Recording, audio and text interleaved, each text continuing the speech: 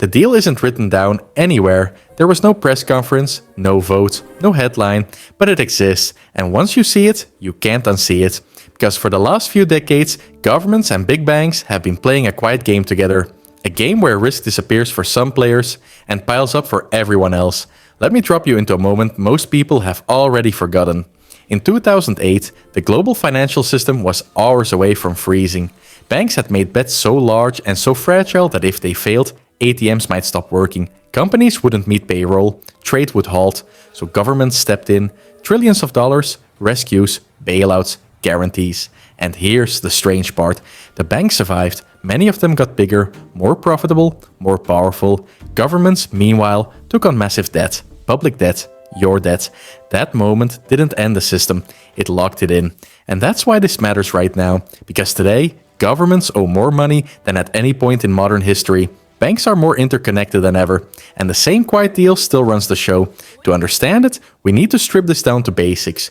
Governments need money, not just for emergencies, for everyday life, roads, hospitals, military, pensions, interest on old debt. They get some of it from taxes, but taxes are never enough. So governments borrow, they do that by issuing bonds. Think of bonds as IOUs. A government says, lend me money today, I'll pay you back later, with interest. Sounds safe, right? Who buys these bonds? Pension funds, insurance companies, foreign countries, and most importantly, big banks. Here's where the relationship gets interesting. Banks don't just buy government bonds, they rely on them. Government bonds are treated as risk-free. In regulations, in accounting, in bank balance sheets, a bank can load up on government debt and regulators will often treat it as safe as cash. Which is convenient, because it means banks can make money lending to governments with almost no capital penalties. Now flip the perspective. Governments depend on banks to keep buying their debt, to keep interest rates low, to keep markets calm. So when banks are in trouble, governments can't really walk away. That's the deal. If banks buy government debt and keep the system liquid, governments will make sure banks never truly fail. Not officially, but in practice. This is where the hidden math comes in. Banks don't lend out deposits the way people imagine. They create money when they lend. And governments, through central banks, backstop that process. When stress hits, central banks step in. They lower interest rates, they lend directly to banks, they buy government bonds from banks, sometimes in staggering amounts. This has a polite name. Quantitative easing. What it really means is this. New money is created to stabilize the financial system. The irony? The system is stabilized by increasing the very debts that made it fragile. Let's pause on that. When governments borrow more, they issue more bonds. Banks buy them. Central banks stand ready to support both. It looks like stability, it feels calm, but the pressure doesn't disappear. It moves, interest payments rise, currencies weaken, asset prices inflate, housing, stocks, land. People who already own assets get richer. People who rely on wages fall behind. This isn't a conspiracy, it's a mechanical outcome, and it creates a strange public story. We're told banks are private businesses that succeed or fail on merit. We're told governments must be fiscally responsible. But in reality, they're tied together, too tied together. When a government gets into trouble, banks holding its debt are at risk. When banks are at risk, governments step in to protect the system. It's a loop. In Europe, this was called the doom loop. Banks owned government debt. Governments guaranteed banks. Each weakness fed the other. And yet, the loop never really broke. Because breaking it would mean letting something important fail. A major bank, a sovereign bond market, a currency. So instead, the system leans forward. More debt, lower rates, more intervention. Here's the quiet absurdity. A government issues debt, banks buy it. The central bank buys it from the banks. And everyone pretends this isn't money creation. Legally, it's clean. Technically, it's complex. Functionally, it's the same outcome. And the bill doesn't arrive all at once. It arrives slowly, through inflation that erodes savings, through housing prices that outpace incomes, through taxes that never seem to go down, through public services that feel strained despite record spending.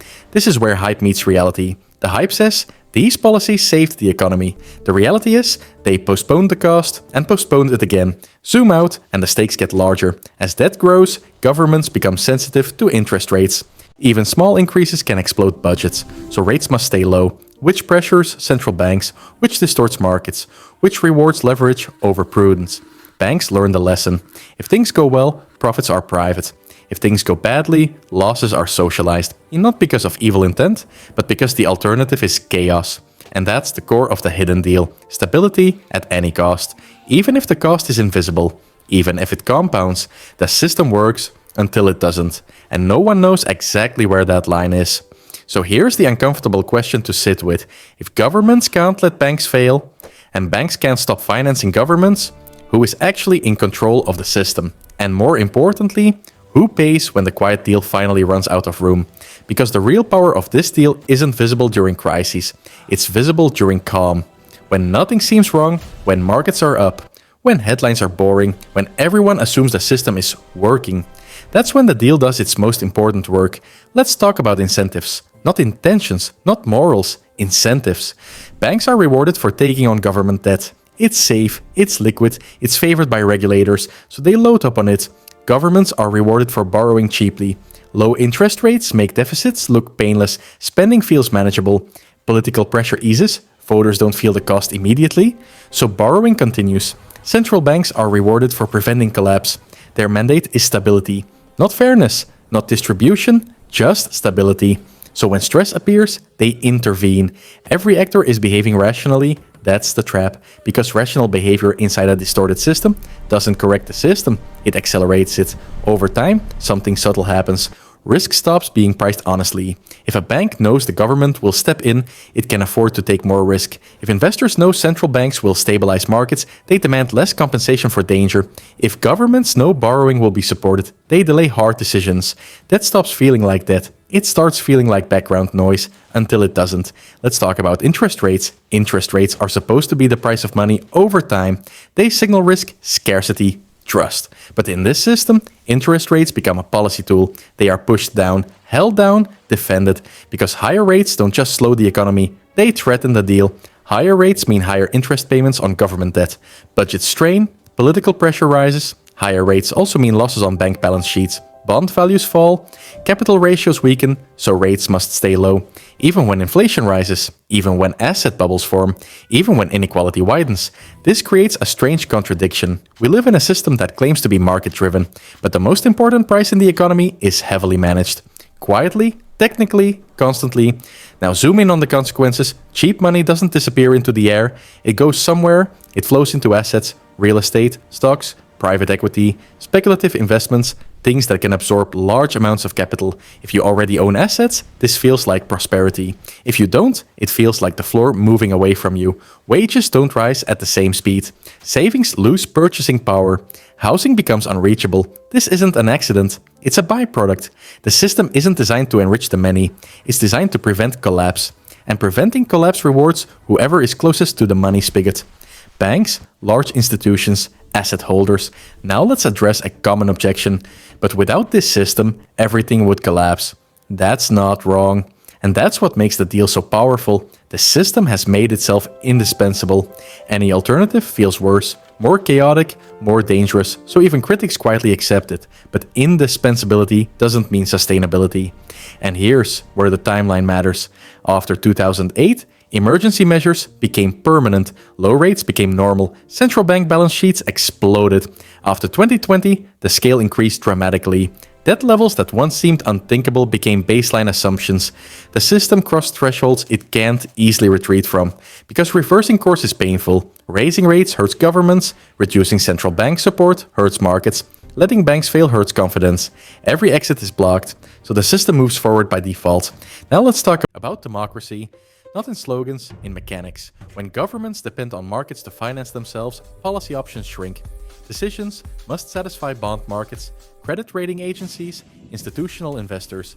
This doesn't mean voters don't matter. It means there are invisible boundaries. You can choose what to fund, but not how much risk the system tolerates. You can debate spending priorities, but not the underlying dependency on debt. This is why austerity and stimulus often feel like the only two options. Borrow more or cut back. Structural reform is harder because it threatens the deal, and deals don't like disruption. Now consider banks again. They are no longer just lenders. They are infrastructure, payment systems, liquidity providers, market makers. If they stop functioning, the economy stops functioning. That gives them leverage, not in a dramatic way, in a structural way. Governments don't need to be bribed. They don't need secret meetings. The incentives already align. When a crisis hits, everyone knows what must be done. Support liquidity, protect confidence, avoid collapse. And so the deal renews itself again and again until pressure accumulates somewhere else. Currencies weaken, trust erodes, political polarization increases, people sense something is wrong even if they can't name it. They feel the cost, but not the mechanism. That gap breeds suspicion. Conspiracy theories flourish because the real explanation is too abstract, too technical, too boring, but boredom is where power hides. Here's the uncomfortable truth. No one designed the system as a grand plan. It emerged from crises, from compromises, from emergency decisions that became habits. Each step made sense at the time. Each step reduced immediate pain. But long-term consequences compound quietly, like interest. Now ask yourself this. What happens if inflation returns persistently, not a spike? Not a temporary surge, but a world where prices keep rising and rates can't rise enough to stop it. That's the tension point. Because inflation punishes savers, and low rates punish currencies. At some point, something has to give. Either governments accept higher borrowing costs, or central banks tolerate inflation, or the financial system absorbs losses. There is no painless option. That's why silence matters. The deal works best when no one talks about it, when complexity discourages curiosity, when stability feels natural. But stability is being actively produced at a cost that doesn't show up as a bill. It shows up as a shift in power toward institutions that manage money, away from people who earn it, towards systems that prioritize continuity, away from systems that allow reset. So let's return to the final question. Who is in control? Not governments alone, not banks alone, not central banks alone. The system is in control. A web of incentives where no single actor can step back without causing damage. That's why reform is so difficult, not because of corruption, but because of interdependence. And that brings us to the last, most important point. Every system like this eventually faces a reckoning, not necessarily a collapse, but a rebalancing, sometimes through inflation, sometimes through crisis, sometimes through slow erosion. History doesn't repeat, but structures rhyme. Empires with complex debt systems often discover too late that stability built on postponement is fragile. So when people ask, is the system broken? That's the wrong question. The right question is this: how long can a system survive that protects itself by shifting costs forward in time and downward in society? And when adjustment finally comes, will it be deliberate or forced? Because the quiet deal between governments and big banks has bought time, but it hasn't eliminated consequences. It has only decided who feels them last and who feels them first. That's the deal. And now that you've seen it, you can't unsee it.